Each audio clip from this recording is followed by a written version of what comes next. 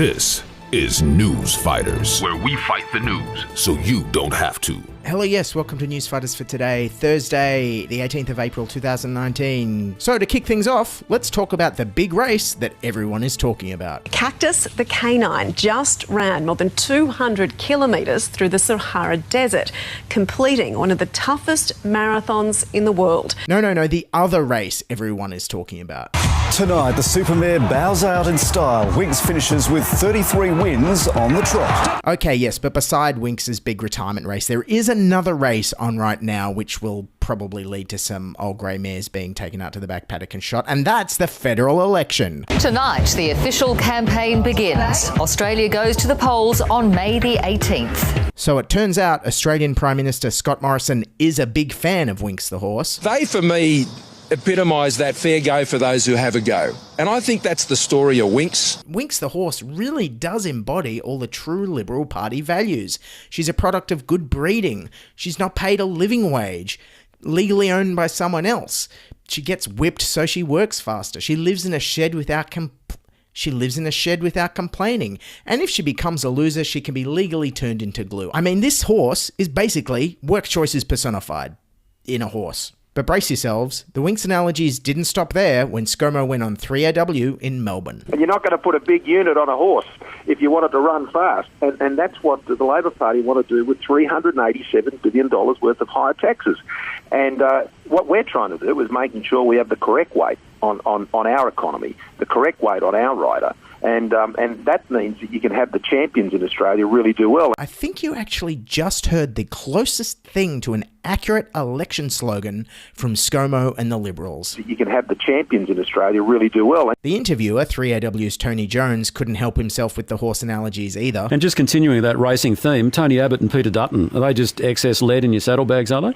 No, I want to see them in the government. Also trying to report on Winks and the election simultaneously, 7 News' Olivia Leeming got a bit confused with her metaphors. Scott Morrison's hoping to channel Winks and beat Bill Shorten across the election finish line. No, actually, Bill Shorten was on a bus watching the race. Whoa! I love it when a favourite wins. Yes, Bill Shorten there, the guy with the 51% disapproval rating according to the latest Ipsos poll, gloating about how he's the favourite.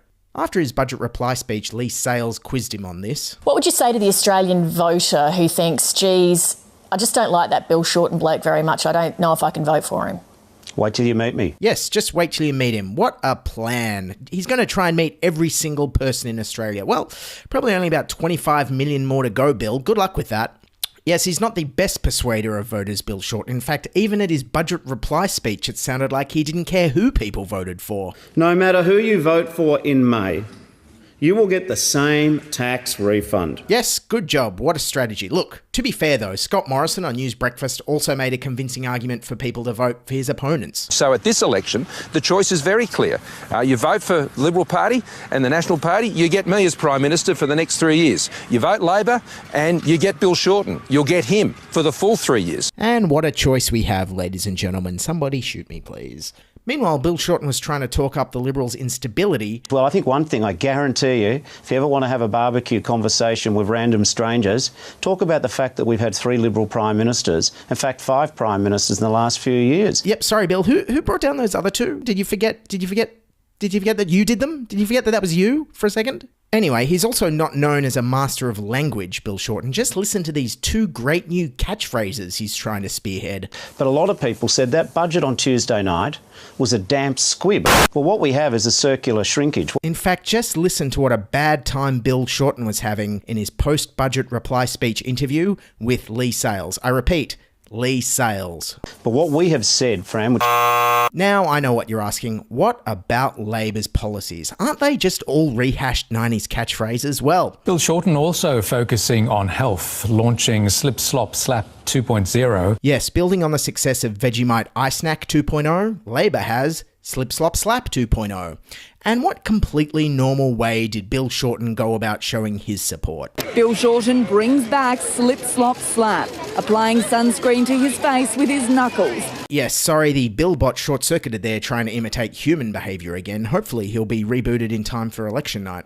Meanwhile, in rural Australia, the Nationals, led by Michael McCormack, are not holding back the celebrity firepower with the launch of their election campaign. Dare I ask, what are you holding? Well, I'm holding the Wombat. Now, the Wombat has been on the Nationals' Wombat Trail. Every election, when we go on the hustings as the national leader, we take the Wombat with us. Every National Party leader for many years past, right back to Ian Sinclair, as I understand, has taken this wooden animal with us, but perhaps more importantly, I've got Matthew Fraser with me, so he's a little bit more important than the Wombat this morning, but certainly it's great to have the Wombat. Given the feud between Barnaby Joyce and Johnny Depp, I would have thought a better mascot for the Nationals would have been a dead dog instead of a wooden wombat, but anyway, unsurprisingly, the environment is actually shaping up to be one of the biggest issues this election, and Scott Morrison couldn't help but use this catastrophic and very serious issue as a launching pad for one of his trademark comedic impersonations. The Borat tax, which will be put on by the Labor Party, with carbon credits to Kazakhstan, and I know what Borat would think of the Labor Party's policies on emissions reduction, Mr. Speaker. Very nice. Of course, if Scott Morrison is going to quote Borat, I can actually think of some other quotes that might be more applicable, like this one on foreign policy. Donald Trump, he keep the Mexican children in cages. It's true. High five. Which also ties in with this one. What is the problem being a racist? I am a racist, and that's nice. And I'm sure he's probably even said this one himself. So what means this feminism? And of course, this one could apply to the whole Liberal Party. Letting a woman in a politics is like letting a monkey drive a plane. Watch out, bang! Anyways, back on the campaign trail, and Scott Morrison was doing a street walk in the heavily Korean Sydney suburb of Strathfield when this happened. In the Sydney seat of Reid, his message didn't translate. Hello, how are you? Yeah, how are you? No, I'm Korean. One of the Korean comedians. Yes, ScoMo saying a Chinese greeting to a Korean in Strathfield. Look, to be fair to ScoMo, it is very easy to get confused in Strathfield because every single shop and every single sign is Korean. In fact, I think even the Chemist Warehouse sells Korean fried chicken. So, I mean, fair enough, ScoMo. It's a bit like Borat said. What is the problem being a racist? I am a racist, and that's nice. Okay, that's Newsfighters for today. I'm Dylan Bain. Thanks for listening. Check us out. We're on all your podcasting apps, and we're on Twitter @NewsFightersPod. We're also uploading the podcast to YouTube as video with all the news clips. Check it out and more at our website, newsfighters.com. I'm Dylan Bain. Keep fighting, and bye for now. This is Newsfighters, where we fight the news so you don't have to.